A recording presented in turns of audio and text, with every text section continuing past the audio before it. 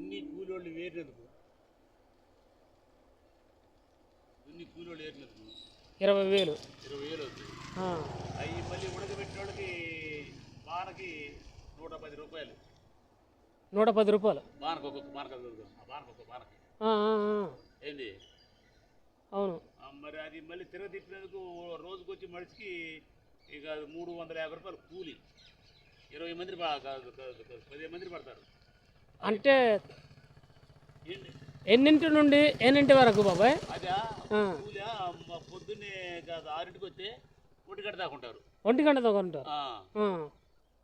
అప్పటికే 350 పడిద్దా? 350.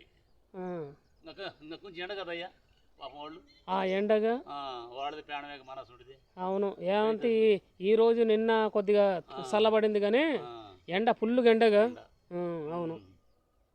మరి ఈ 2 రోజులు మరి కాలు పెట్టి తున్నాలి. అవును. 2 మనుషులు పడతారు, మగ మనుషులు. అవును. వాళ్ళకి 500 ఏంది. ఏదైనా కూసుగుడ్డు 1,50,000 కాదు, 1,00,000 2 లక్షలు అవుతాయ్యా పెట్టుబడి. అబ్బో, ఎకరానికి వచ్చి 1,50,000 అనమా అంటే ఇక పండించుకున్న రైతుకి ఏం మిగులుతుంది బాబాయ్? ఏమి లేదు, ఏముండదు. కనీసం ఏమంటే ఇక 50,000 కూడా మిగలట్లే. అసలు 10,000 మిగిలితే చాలు. అవును, 10,000 మిగిలితే చాలు. కూలి ఆడుతారు ఇప్పుడు మేము ఎరిగిన కాడ చేస్తున్నాం కదా పళ్ళు. ఇదంతా భార్య భర్త వాళ్ళు చేస్తున్నారు. వాళ్ళు కూలి అని ఉండాలి వాళ్ళకి. అవునండి. అల్లరు అగపడ్డారా? అల్లగా అటు అటు అటు అది పసుపు ఏరుతున్నారు. అక్కడ ఏరుతున్నారు అక్కడ. భార్య భర్త మరి కూలీలు రాలేదు వాళ్ళిద్దరికి. అవును, వాళ్ళిద్దరే ఏరుకుంటున్నారు. మరి వాళ్ళ కూలి అని ఉండాలిగా. కూలి అని ఉండాలిగా. ఇక రైతుకు ఏమంటే ఏం లేకపోతే చూడండి, కూలి వాళ్ళకి ఏమంటే తిరుగుడు పెట్టవలసి పెడుతుంది. ఆయన ఏమంటే రైతు నుండి ఇదిగో బాబాయ్ దాదాపు ఏమంటే 2 లక్షలు పెడుతున్నాడు. 2 లక్షలు పెడుతున్నాడు బాబాయ్. కాకపోతే వాళ్ళకి ఎంత పోతుంది?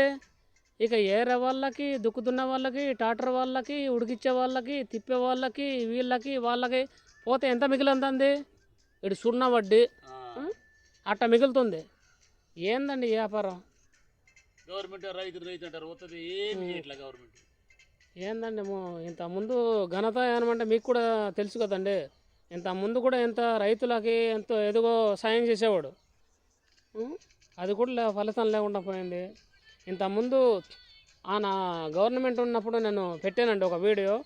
అర్జెంటుగా వచ్చింది రెస్పాన్స్. ఇక్కడ చాలామంది రాజమండ్రి నుండి వచ్చారట చెరుకు నరకతాకి. ఇది మొత్తం చెరుకు నోట. అప్పుడు ఈ వీడియో చూసి ఏమంటే పెట్టాను. చాలా రెస్పాన్స్ వచ్చింది బాబాయ్. వచ్చింది ఏమంత గవర్నమెంట్ తరఫున ఏమంటే మనకు స్పందించారు. ఇదా అదే అనేసి వాళ్ళతో ఒకటి తీసుకున్నారు. ఇలా ఉండాలని మరి. కాకపోతే ఇట్లాంటి పరిస్థితి కాదండి ఈ గవర్నమెంట్లో. అందుకనే ఇప్పుడు అక్కడ ఊళ్ళో ఉన్న చెప్పింది వేరు. ఇప్పుడు సొంతంగా ఏమంటే రైతు దగ్గరకు వచ్చి, ఒక బాబాయ్ దగ్గరకు వచ్చి ఎంత కష్టమో ఇప్పుడు వివరించానుగా ఈ వీడియో. ఇది చూసన్నా కొద్దో గొప్ప మనసుకు ఏమంటే బాధ కలగాలి.